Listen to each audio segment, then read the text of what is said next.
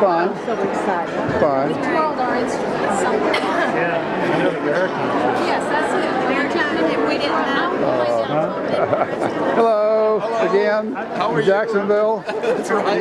You and And all the things we won't mention. yeah.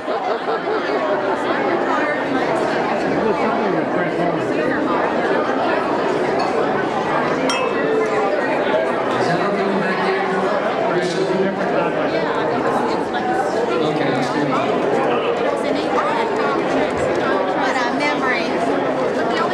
Like a box, like a steel box. You don't forget it. I think I can still play. I'm glad no one asked me to play my trumpet.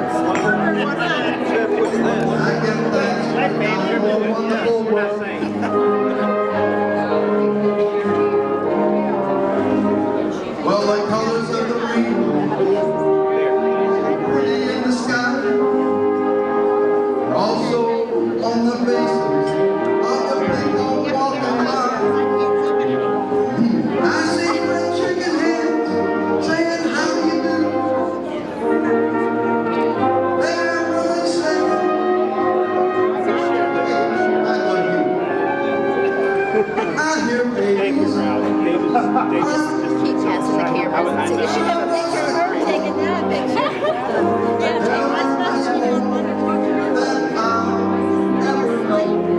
And I think to myself, Picture of her taking a picture of them. That's so funny. God, what a wonderful world. I'm missing something. I know I heard that. He uses the camera. Guys have to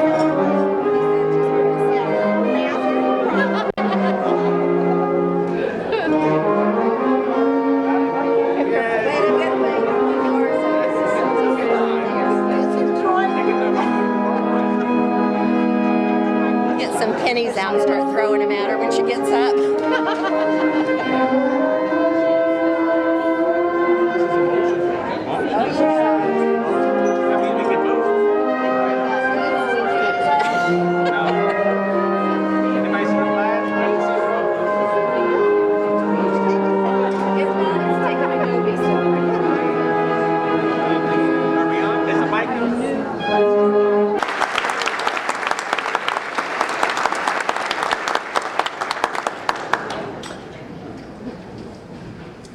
Hi, I'm Doris Caudle Field, the class of 1963.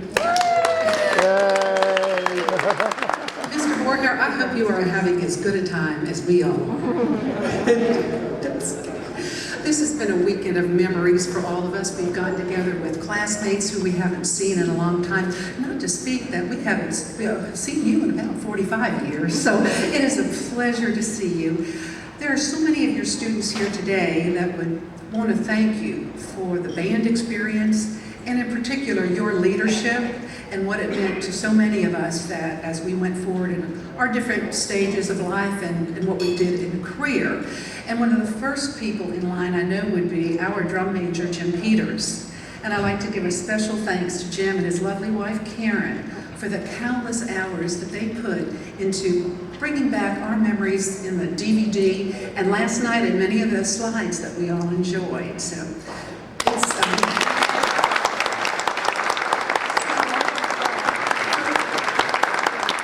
we've not only gone and talked all about the past memories, but we have to thank you for this celebration for the memories that we have made this weekend and will carry forward with us forever.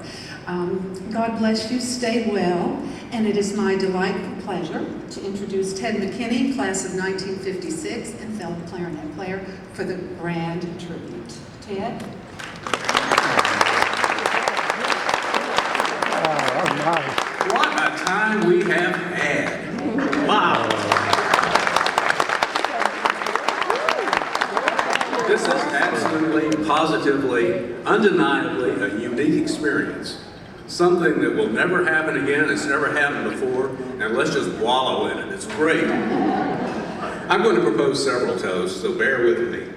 But first of all, I'd like to thank the class representatives for all the hard work they did, the encore production team, the organizing committee, Clyde Eddie Atkinson for putting together this show today, and these slides. Stand up, or you don't have to stand up, but lift your glass and toast that group of people. They have just done wonderful things.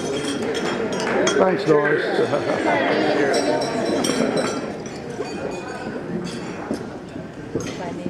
Now let's take a moment to appreciate the bond that draws us all here together. This precious shared moment. Many of us entered this room last night as complete and total strangers. I graduated in '56 and I had marvelous conversations with people who graduated in '62. They were 12 years old when I walked out the doors of Jackson. But we're friends. We share this common, wonderful bond thanks to you. We're basically brothers and sisters with a shared experience of rehearsing and performing with Al Vorher. Small groups of us share some common memories, but the entire assemblage in this whole room shares the grander experience of hard work, resolve, learning, discipline, and dedication to put forth our best efforts to put on a show worthy of our tradition and the expectations of our band director. Unfortunately, some of our members are not present. Let's pause for a moment and recall with pleasure and gratitude the memory of those friends who are not with us here today. Lift your glasses and drink a toast to absent friends.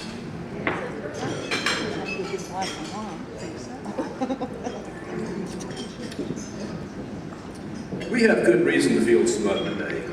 We were just about the best dang band on the turf in those days.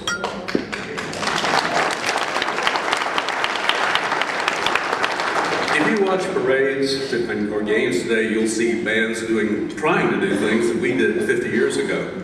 Only they won't be doing it with the same verve and enthusiasm and style that we had. Al Vorher was a perfectionist. He used his quadrille paper to lay out those band formations. He used his unintentionally collapsible megaphone to shout orders. Then it was replaced by a plastic bullhorn that was a little more substantial. He got up on his ladder, which appears prominently in many of the photographs you saw today as props for the publicity photos. And he worked our butts off. And then at the performance, he just stood quietly by and basked in the glow of his kids. In the concert room, he became more of a collaborator in the production of a fine musical experience. He had an understanding and an appreciation of serious music, which communicated itself to those on the other side of the podium. But that poor podium, or rather that poor music stand. Al was a percussionist by training. Rhythm